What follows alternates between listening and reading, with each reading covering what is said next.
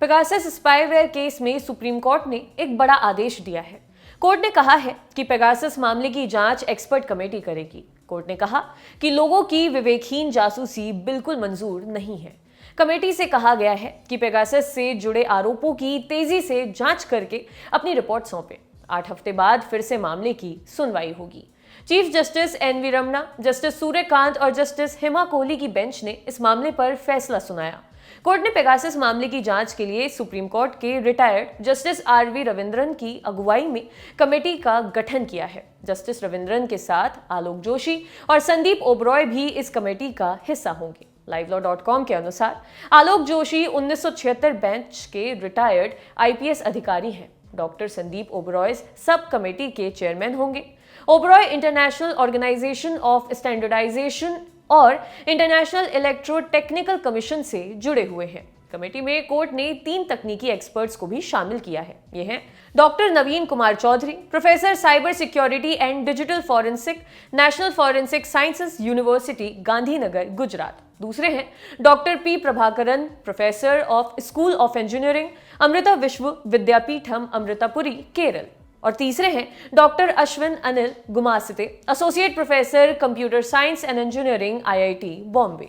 Supreme court ने जो committee बनाई है उनके लिए टर्म ऑफ रेफरेंस के तौर पर 6 सवाल तय किए गए हैं। मतलब इस कमेटी को इन 6 सवालों के इर्द गिर्द अपनी जांच का दायरा रखना है। ये सवाल है, क्या स्पाईवेयर के पेगासस सूट का इस्तेमाल भारत के नागरिकों के फोन या अन्य उपकरणों पर एक्सेस करने के लिए किया गया था? अगर हाँ, तो ये डेटा कहाँ स्टोर किया गया है? इस स्पाईवेयर के अटैक से कौन कौन से लोग या संस्था पीड़ित हैं?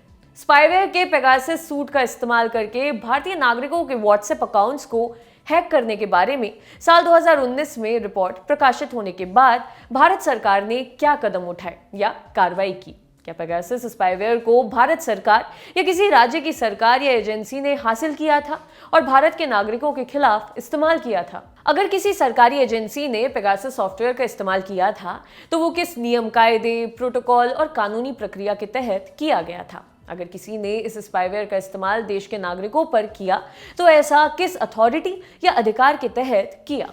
कमेटी को यह अधिकार भी दिया गया है कि वो अगर इस मामले की छानबीन के दौरान इससे जुड़ा कोई और पहलू देखती है तो उसकी जांच भी कर सकती है। सुप्रीम कोर्ट ने पेगासस कथित जासूसी मामले में साफ रुख पेश न करने पर सरकार की खिंचाई भी की है। कोर्ट ने कहा कि केंद्र सरकार का कोई साफ स्टैंड नहीं था। केंद्र सरकार का कहना था कि ये सार्वजनिक चर्चा का विषय नहीं है और ना ही ये राष्ट्रीय सुरक्षा के हित में है। इस पर कोर्ट ने कहा कि सरकार के सिर्फ राष्ट्रीय सुरक्षा की बात करने पर अदालत मूक दर्शक नहीं बनी रह सकती। देश के हर नागरिक की निजता की रक्षा होनी चाहिए। अगर निजता का उल्लंघन हुआ है तो इसकी जांच होनी चाहिए। बता दें कि पेगासस जासूसी मामले में निष्पक्ष जांच के लिए 15 याचिकाएं दायर की गई थीं। ये याचिकाएं वरिष्ठ पत्रकार एन राम, सांसद जॉन ब्रिटास और यशवंत सिन्हा समेत कई लोगों ने दायर की थीं। बेंच ने 13 सितंबर को मामले पर अपना फैसला सुरक्षित रख लिया था। उस वक्त कोर्ट ने कहा था कि वह सिर्फ ये जानना चाहता है कि क्या केंद्र ने नागरिकों की कथित जासूसी के लिए अवैध तरीके से पेगासस सॉफ्टवेयर का इस्तेमाल किया या नहीं। आइए आपको बताते हैं क्या है पेगासस जासूसी मामला। 18 जुलाई को दुनिया के 17 अखबारों, पोर्टल्स पर खबर छपी जिस पर भारत समेत दुनिया भर में बवाल मच गया। खबर ये कि इजराइल में सर्विलांस का काम करने वाली निजी कंपनी के डेटाबेस में दुनिया के हजारों लोगों के मोबाइल नंबर मिले हैं। इजराइल की इस कंपनी का नाम एनएसओ ग्रुप है और इसके जासूसी करने वाले स्पाईवेयर का नाम पेगासस है। पेगासस का तथाकथित डेटाबेस लीक हुआ और ये सबसे पहले फ्रांस की non profit media company forbidden stories और मानवाधिकार संस्था एमनेस्टी इंटरनेशनल को मिला। इन दोनों ने ये डेटा दुनिया के 17 मीडिया हाउसेस के साथ शेयर किया।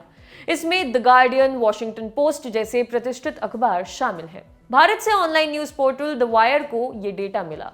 इस डेटा की इन्वेस्टिगेशन को नाम दिया गया पेगासस प्रोजेक्ट। इसमें धीरे धीरे उन लोगों के नाम सामने आए जिनके नंबर कथित तौर पर लीक्ड डेटाबेस में हैं।